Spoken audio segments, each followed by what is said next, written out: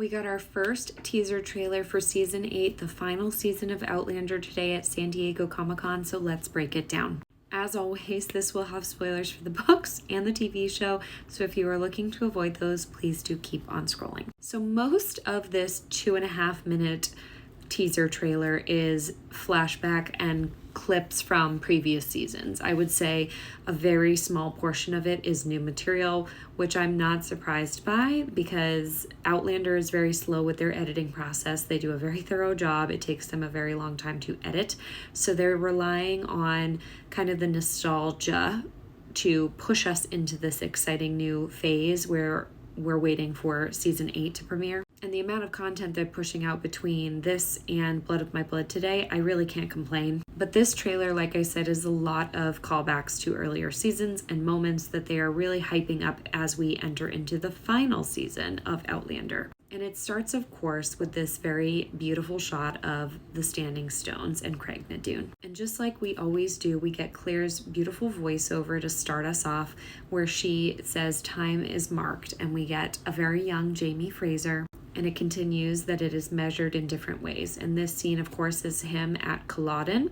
So we are getting Season 1 early Jamie in this beginning portion of the video, which is then juxtaposed with a clock striking 60 or midnight. And so again, this aspect of time, which is always prevalent in Outlander, gets reiterated to us early on in this trailer. Then we see a few shots of Claire here where she says nothing can stand against time. And I think since we have a fresh image of her mother in our brains, I really strongly think that these two shots in particular remind me so much of the actress Hermione who is playing Julia. And all of these shots have one thing in common, and it's that Claire is looking at Jamie. Whether he's about to go into battle or face some sort of challenge with her together, that is a constant for them. Then we have her reiterate this sentiment by saying not mountains, with this scene of her and Jamie and Myrta on horseback, early days of Season 1. And there's tons of little tiny snippets that I couldn't possibly fit all of in this video, but she also says armies cannot stop time either. And we get plenty of splices of young Jamie and Dougal and elements of earlier seasons with the British Army before we hear Jamie's voice come in saying time doesn't matter, Sassenach. I know we're going to get a young Jocasta Cameron in Blood of My Blood, so it's nice to see her make an appearance in this as well. And as Jamie continues to quote from the book saying, to see those years touch you gives me joy, as we see Brianna growing up and recall all of the time that Jamie and Claire were separated in Season 3, her return in Season 2, and one of my favorite scenes where Jamie says that for him, it means that she lives. Then what I absolutely love here is that as the two of them share a kiss at the end of that scene, everything starts playing in reverse and the sound kind of sucks backwards and we rewind again. And at the same time, the clock noise that's been playing in the background starts ticking quicker as this is happening. So again, we get this kind of montage of clips being played in the reverse of Culloden, Season 3 when they reach America, Season 4 when they're running on the beach, parts from Season 5. There's also clips of Roger and Brianna and their children's hands touching the stones. And then we end with this clip of Claire when she first travels back in time at the very, very beginning of their story. And then we get, of course, this clip of the Standing Stones, and the music changes here, which is implying that we are starting a new part of this ever-changing story, but first remembering where it began. So we see Claire running through the woods for the first time.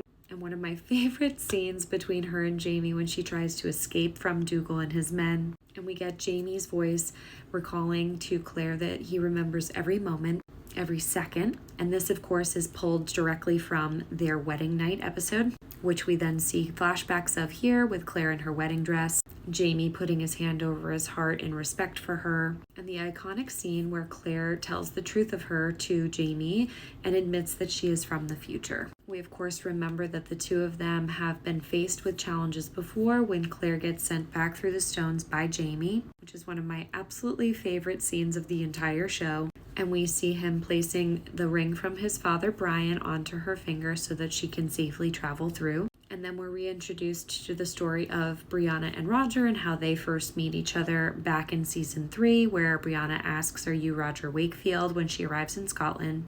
And we're meant to be reminded of the fact that Roger was immediately enamored with Brianna, almost love at first sight, and how young the two of them were when they met and how different the situation is now for them as we go into season 8. We then go back to the beginning of season 2 when Claire and Jamie arrive in France, and this amazing shot where Claire gets off the plane in Boston and her hand switches over to Jamie meeting it in France, where she reminds Jamie and all of us with her voiceover that those two are meant to be together. There's a quick montage of moments where the two of them are kissing one another, likely after something dramatic happening to them, like this one from season 3, where Jamie tells her, "I fear I'd lost you again," when she is taken on that ship and he has to go after her in Jamaica. We get this very quick shot here of when Claire breaks Jamie out of the prison, and I almost feel like this was something that you'd forget about if you didn't look closely, but it's really beautifully shot, especially this one here where they blow up the side of the building to help Jamie escape. And then as we get closer to the current storyline, we see all the traumatic events that have happened to all of the characters, including Brianna here, and reminders of what her and Roger have gone through. And then, of course, in season 5, when Jamie dons his red coat, and this voiceover here where he says the iconic line of "It when the day shall come where we do part," which is juxtaposed to all the times that he has been in battle over the course of his life as a warrior.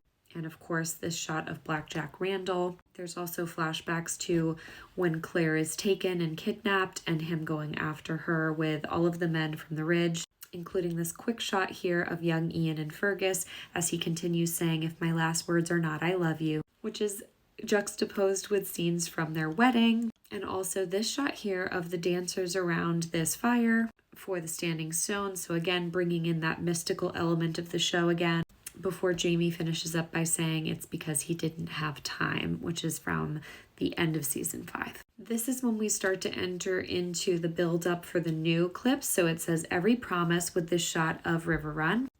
This shot of all of the weddings that we've seen take place over the course of the show, where they promise "So long as we both shall live," followed up by "Every Sacrifice." We can see here there's a cairn here, reminders of everything that's been lost along the way on their journey, including Jamie saying "We've lost a great many between us," which is pulled from this scene here from the last season when Claire has her very emotional breakdown in his arms. As they refer to losing a great many between us, we get shots like this of Dougal as a reminder of people who have died along this journey.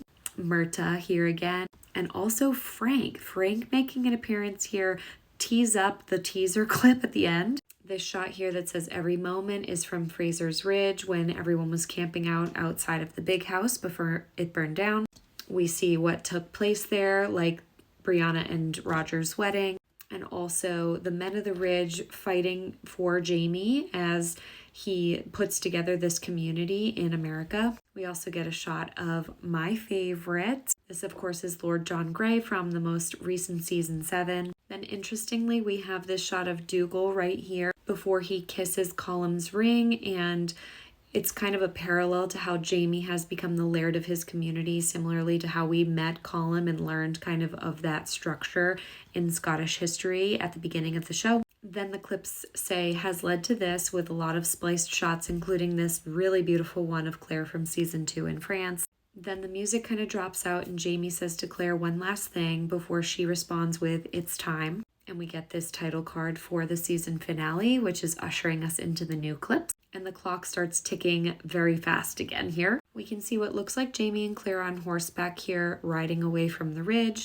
And then we get this shot here of Jamie reading Frank's book, which gets brought back from the future and given to him by Brianna and Roger. This is pulled directly out of book 9. I suggest you pause and read this because it does give a little bit of background on Frank and his history and mentions his time in the service. And this book is very significant in Go and Tell the Bees That I'm Gone, so they're clearly going to show this on screen, which is exciting. With Jamie coming to this realization that Frank is talking to him. That's at least what he believes in book 9, is that Frank wrote this book to tell Jamie what is to come. And so when Claire asks him in this clip, what does it say? He tells her that Frank had researched that war is coming in the backcountry. This clip of Claire here, we can see that her hair is becoming even more gray, and Jamie tells her that James Fraser dies in this war. So excited, cannot wait. So